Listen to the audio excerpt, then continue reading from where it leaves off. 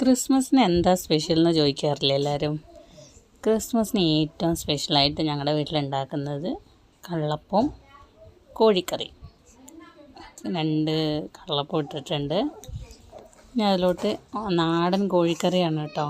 അതങ്ങോട്ട് ഒഴിച്ച് കാണുമ്പോൾ തന്നെ വായിൽ വെള്ളം ഊറും. ഒഴിച്ച് ചാറൊക്കെ ഒഴിച്ച് അതിങ്ങോട്ട് കൂട്ടി കഴിക്കുമ്പോൾ ഉള്ളൊരു സുഖം സൂപ്പറാണ് കേട്ടോ റെസിപ്പി.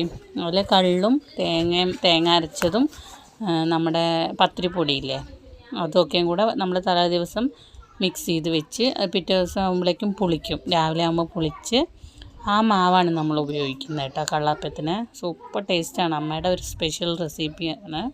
അതിൽ നാടൻ ചിക്കൻ ആയതുകൊണ്ട് നല്ല ടേസ്റ്റാണ്. എല്ലൊക്കെ കുറച്ച് കൂടുതലാണെങ്കിൽ പോലും നല്ല ടേസ്റ്റാണ്. പിന്നെ നാടൻ ചിക്കൻ ഹെൽത്ത്